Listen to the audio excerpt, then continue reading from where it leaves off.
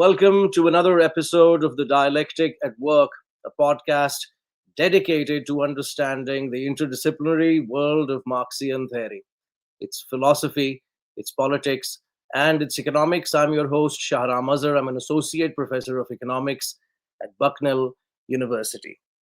In the 1960s, Louis Althusser, this French philosopher, imported the concept of overdetermination from Sigmund Freud's psychoanalysis into the domain of Marxian analysis.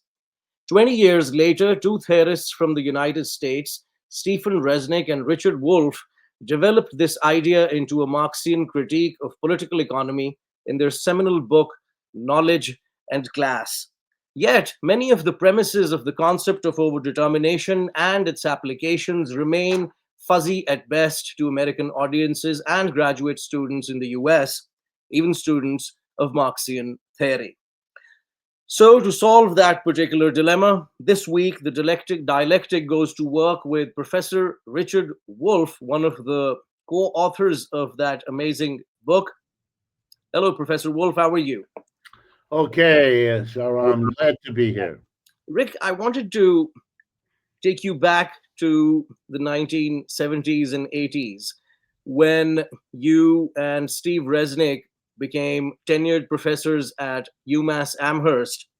And while everyone else in the economics discipline was busy thinking about econometrics and those kinds of lovely little things, you and Steve decided to take a different route altogether, and you took philosophy very, very seriously.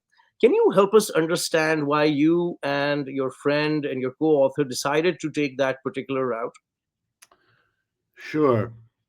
The proximate, the immediate cause for our reading together, which we did, major works of Louis Althusser, his book For Marx, which was a collection of essays, his book with Etienne Balibar, a student of his, called Reading Capital, How to Read Capital, and a number of other works that were written by him in French, but translated into English by the group around the British journal New Left Review. And they had a publishing house, and they published Graham Locke and other people's translations of Althusser. Well, why did we start reading that? Well, there are two answers that I would give you. Number one, we had, in our interest in Marxism for some years already at that point, been reading and talking about other remarkable works of the Marxian tradition. I more the political works, Rosa Luxemburg, Georg Lukács, Antonio Gramsci, folks like that, Sartre. Steve was more interested in the history, and he found the Annales school in France remarkable, Georges Duby and others that he read. And where we came together was around the field that's called in the United States economic history, where you bring economics and history together.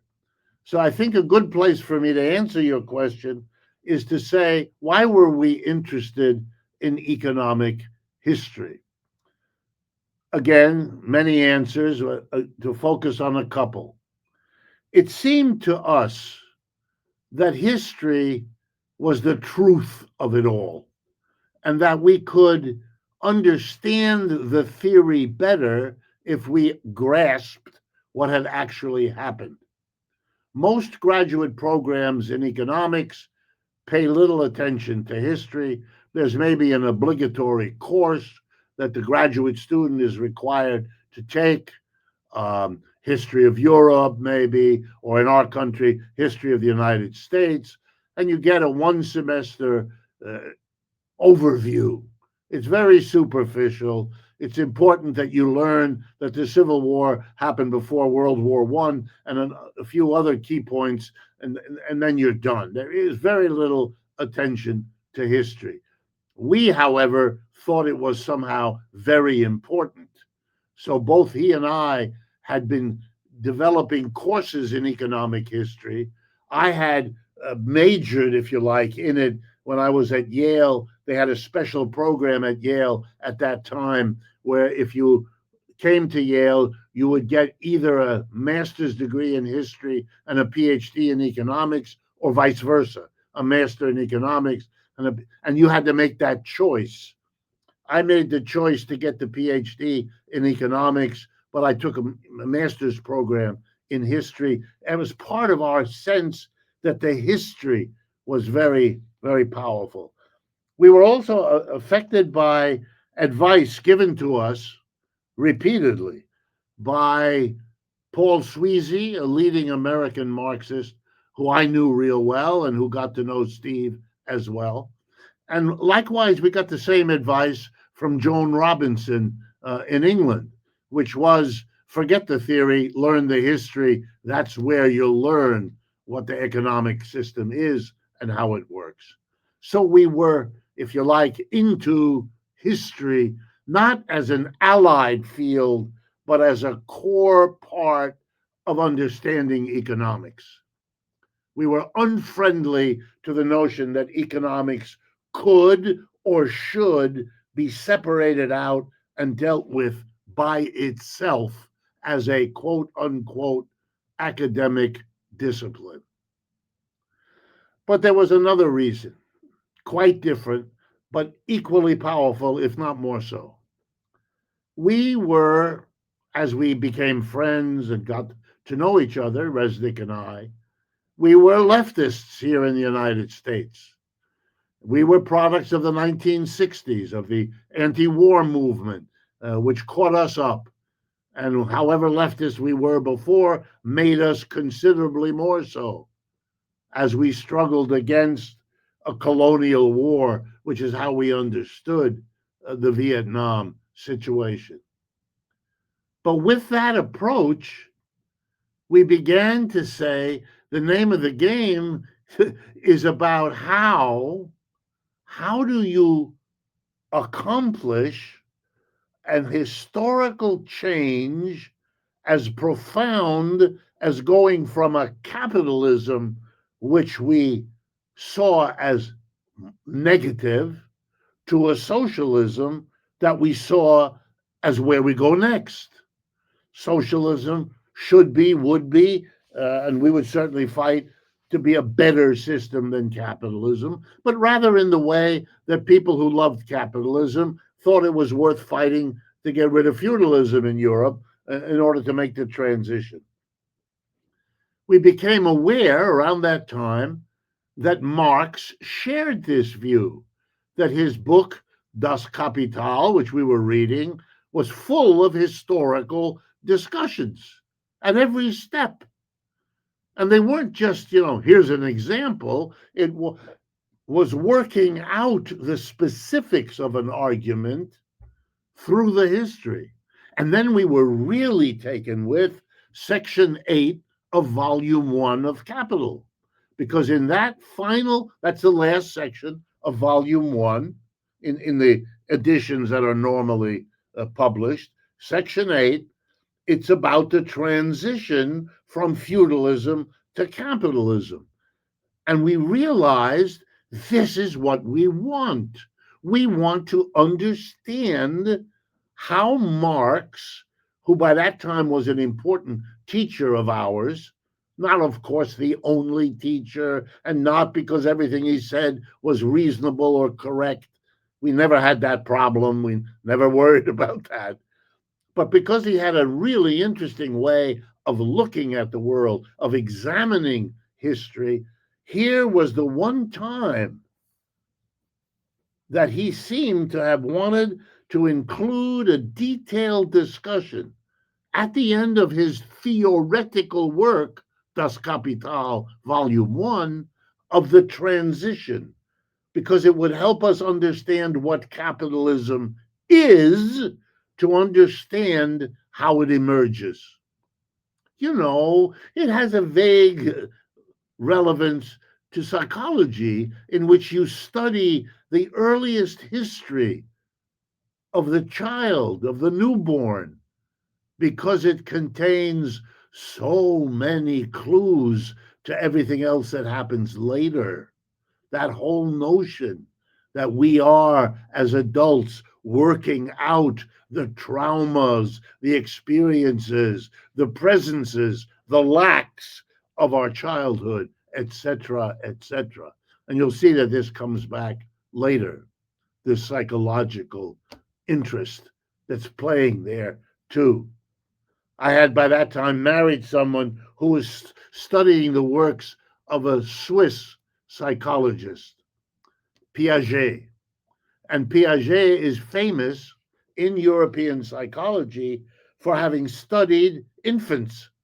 He would sit by the cradle watching how infants interact with objects, with the mother, with other adults, and so forth, to try to understand the mature psychology as a way the child develops early on methods of coping with events that are exciting, are positive, or negative, or frightening, whatever they happen to be.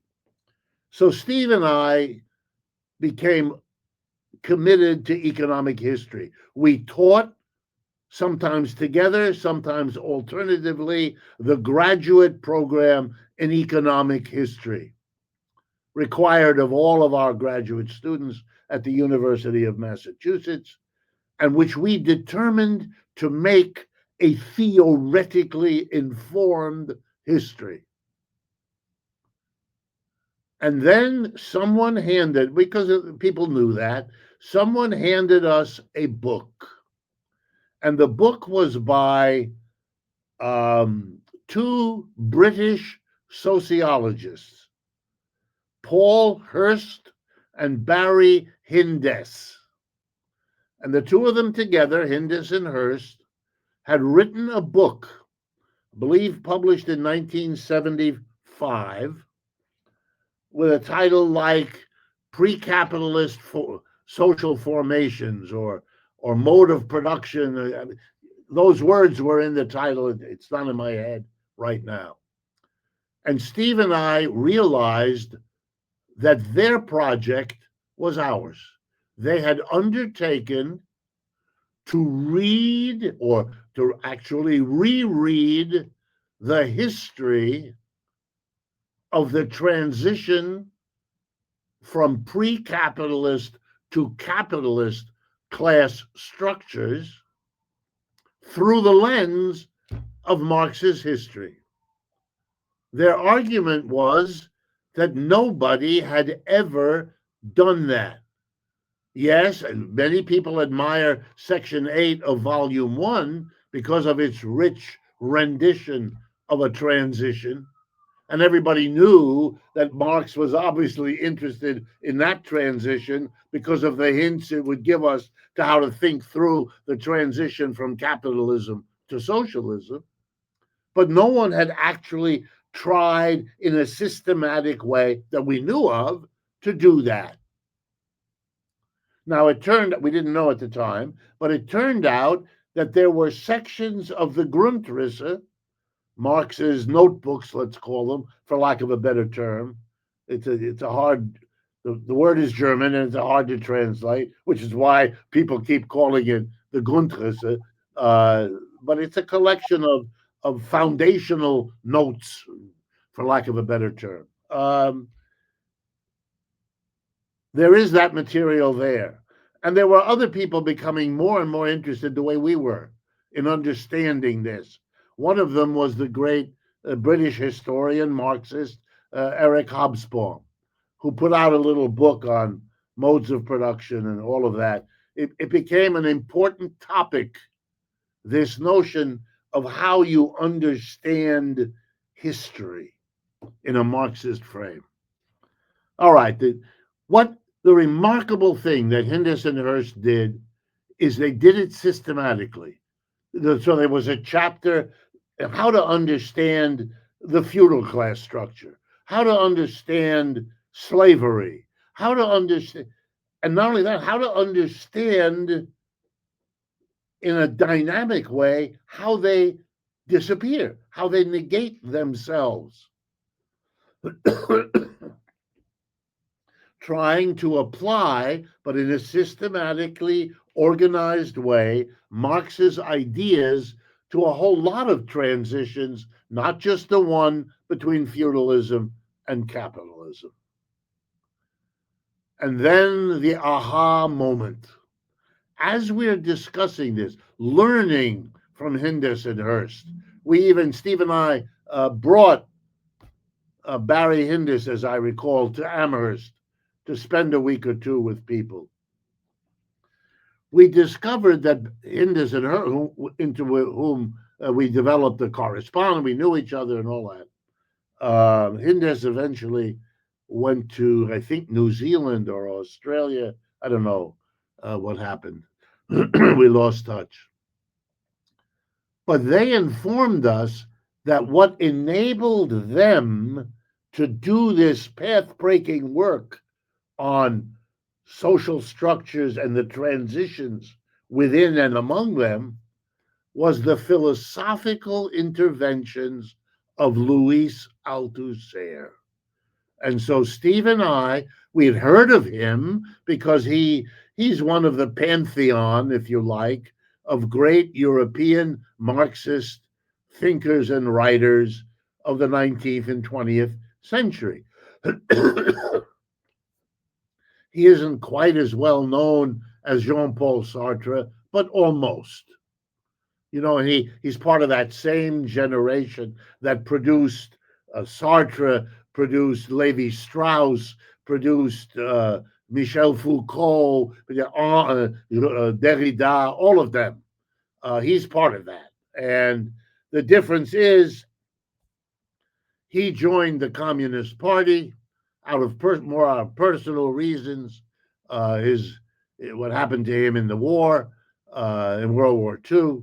And so he stayed with the Communist Party, and he always had to navigate being a professor of philosophy, which was his job at the École Normale. He was a professor, and then he became the rector. Again, for those who may not know, to be the rector of the École Normale is the highest position you can get. Imagine the chief academic officer at Harvard or something like that. Well, that would be the equivalent position in France. The École Normale Supérieure in Paris is the top of the academic pyramid, and to be the rector there, it just gives you a very quick way of understanding that the French had no problem putting in that dominant position an active, open member of the Communist Party at a time when you could not, I mean, nothing could have been further from the American experience. So we had heard of him, but now we had a reason to read him. And the reading, all I can tell you was a moment in my life that I don't think I could repeat.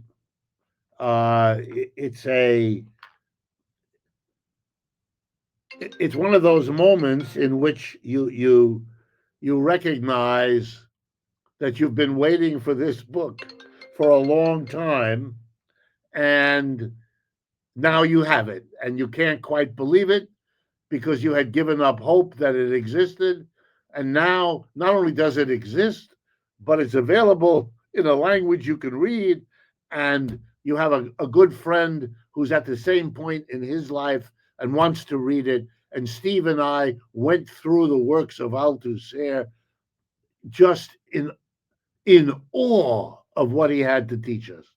And I'll tell you very briefly what it was. We were in debt to the Marxian tradition, Resnick and I, and grateful for it. But there were elements of that Marxian tradition we couldn't stand, that were horrible. There were these mechanical stories about how A equals B. You know, the things we lump under the phrase economic determinism. This happened in history because these were the economic interests that wanted it so. We knew that kind of thinking was mechanical. We knew it was inadequate.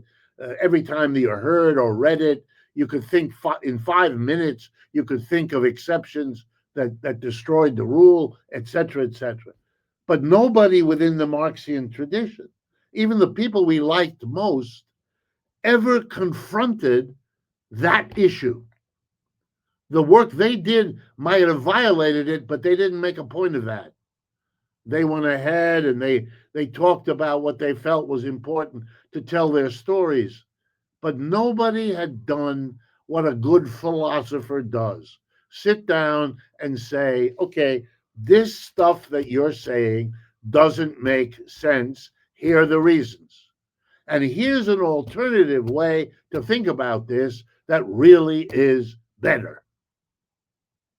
And all I can tell you is there's a French word, I don't know how to translate it into English, denouement.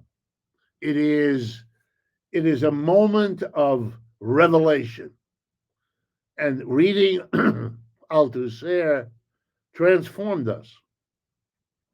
It gave us a whole new way to understand the theory we were doing, to understand Marxism itself, and to do economic history in a much deeper, richer way than anything we had either seen or done ourselves.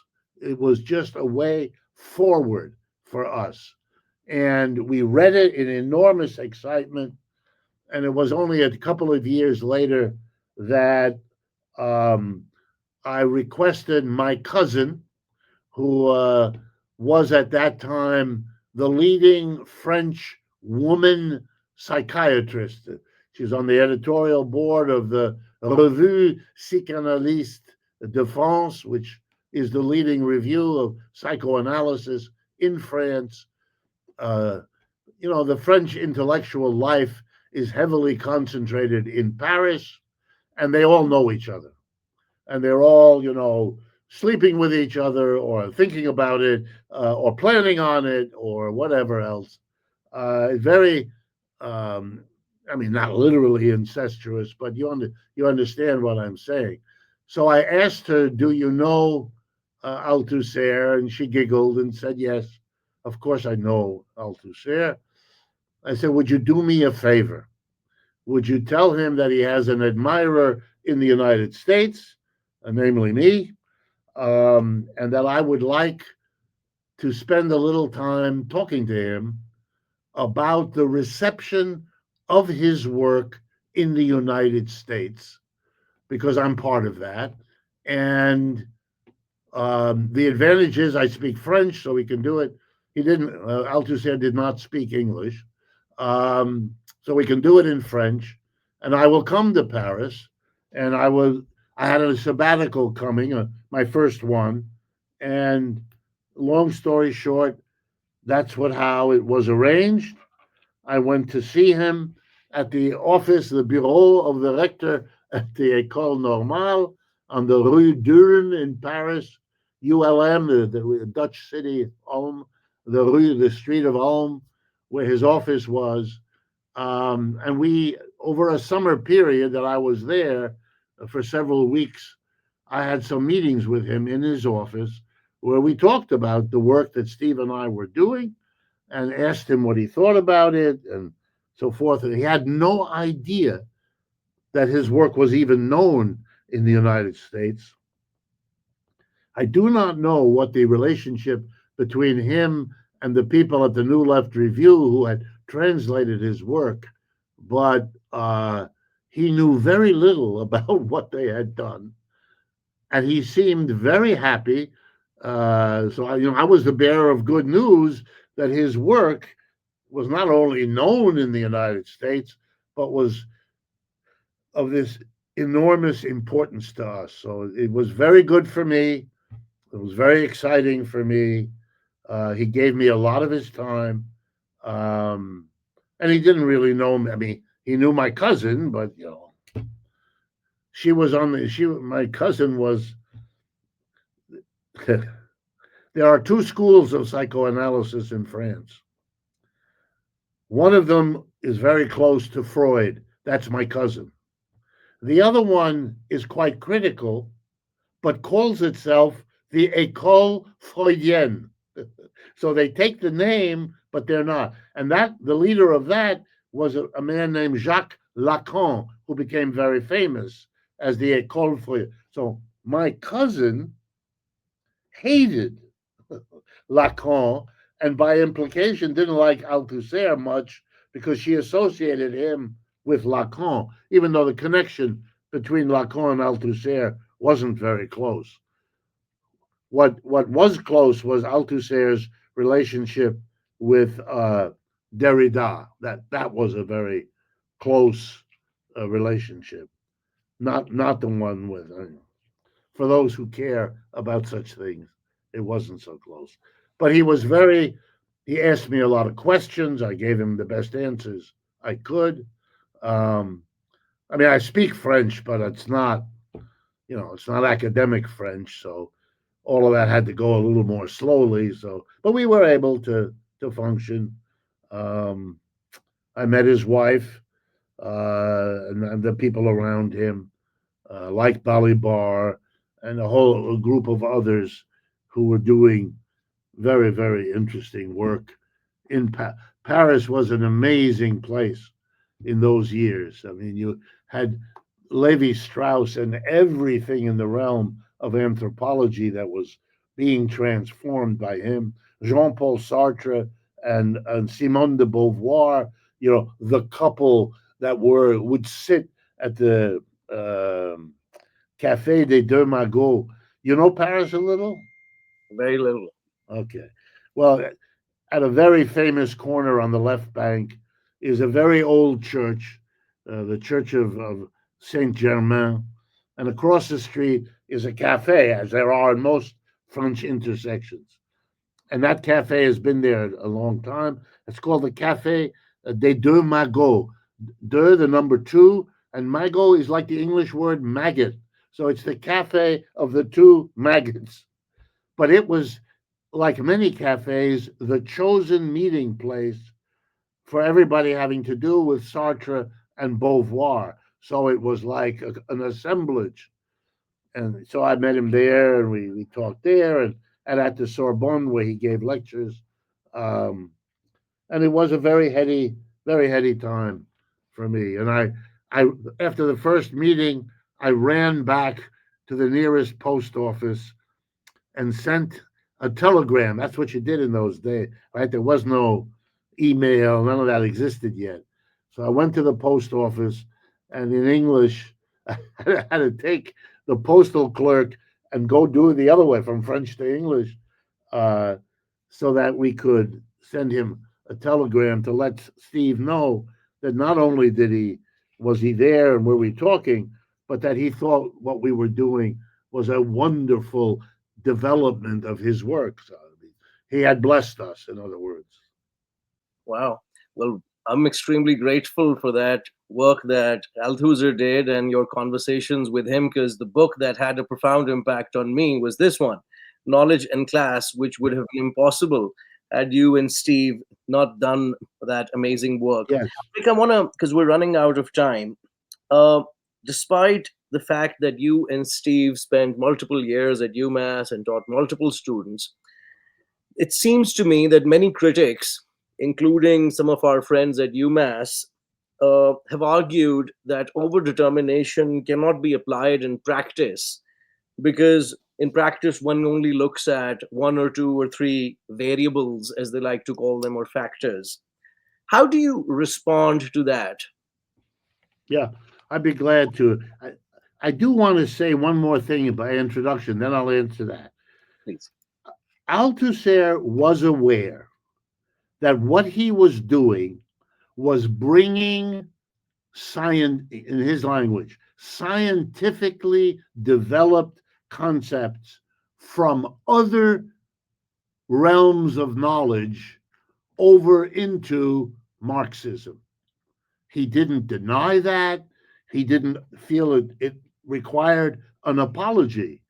He would explain and then give you 20 examples of that's the history of philosophy, of people bringing insights from other disciplines and applying them over here and showing how interesting, often different, uh, understandings were made possible.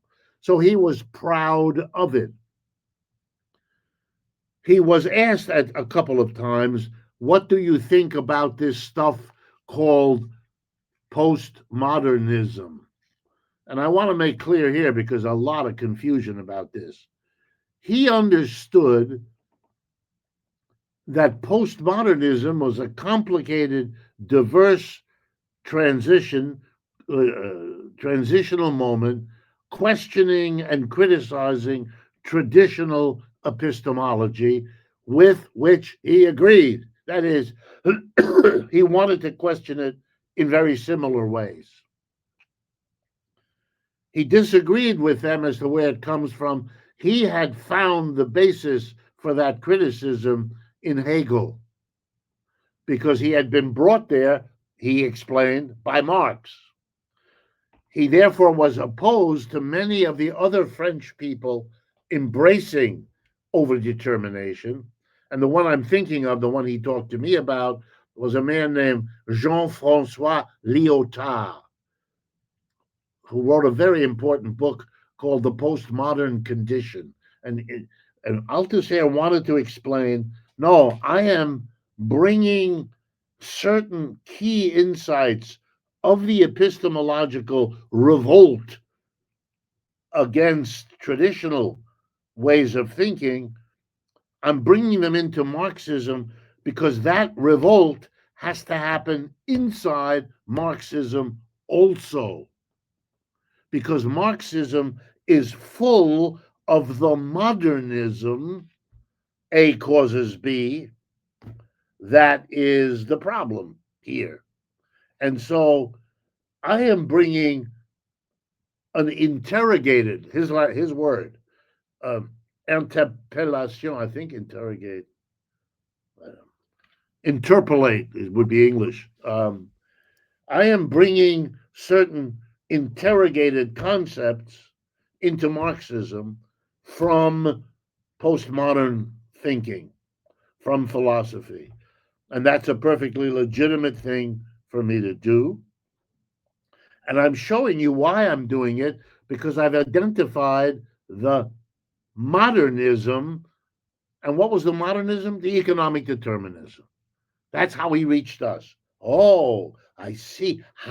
That's it. That's how you broke out of economic determinism. All right, so now with that in your mind,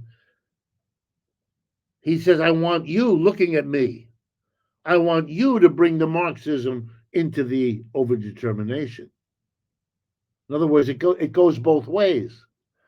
Can you get can you get the postmodernists to see the Marxism? Why do I tell you that? Because that's how I'm going to answer your question. The job of the Marxist is not to deny the notion you can't do everything. If anything you're trying to explain is overdetermined by a million factors, then obviously you can't explain it because you can't encompass a million factors. You die of old age before you listed them, before let alone explained how they interacted. So all of us choose an entry point. Or to be more honest, the entry point we use is overdetermined in us. So that, I use class, somebody else uses gender, a third person uses the climate, and on we go. But the importance of overdetermination is that you are never, ever entitled to imagine that the two or the three or the six or the nine variables you're using to tell a story are anything other than six or nine or two among a million, which means no absolutism, no, I got it right. No, you didn't. You're telling a story. and your story is always among other stories. And the appropriate thing for you to do when asked about your story is to explain to people that you support your story because of what you think the consequences of that story, told the way you're telling it, happen to be. And you're opposed to other stories, not on the grounds that they didn't get it right, but on the grounds that the consequences of that story are things you abhor. So now the final, if you're smart enough to follow me, you'll then catch me up and say, but wait a minute, you're using the story you tell to explain what the consequences are of the story you tell. So you're using your story to justify your story. And the answer to that is good. You've understood. That's our dilemma. And the only alternative to that is to believe in a higher power who can tell you which of the stories is the right one.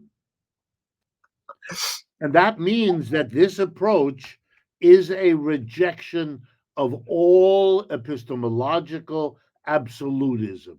Is it a relativism? Yes, it is. Not of the conventional, that's a different matter. But is it a kind of relativism? Yes. But I want to challenge everybody who finds this somehow inadequate. Why aren't you upset? Because if you believe that you can do more than look at how a few variables play a role in explaining whatever it is you're trying to explain, if you think you can do more than that, you can get close to the truth, then forces you to look upon people who disagree with you as either ignorant or perverse. And that's an outcome I don't want to have anything to do with. Thank you very much, Professor Wolff. That was amazing as always. I want to conclude with something that you and Steve wrote in 1987 in Knowledge in Class. Hopefully, it should answer the question, but as always, we're not going anywhere. We're going to do more programs on overdetermination, and please keep sending us your questions. Guys, this question keeps coming up, so I'm going to answer it from the book on page 25. If everything about society depends upon and helps shape everything else, how can anything be reasonably explained?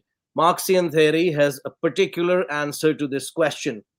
It has a starting point, but the theory never ends in the sense of a complete social analysis. Marxian theory is open, it never completes its formulation of the social totality. All right, guys, I hope you got something out of it. As always, the philosophers have only interpreted the world. The point, however, is to change it. I'll see you all next week.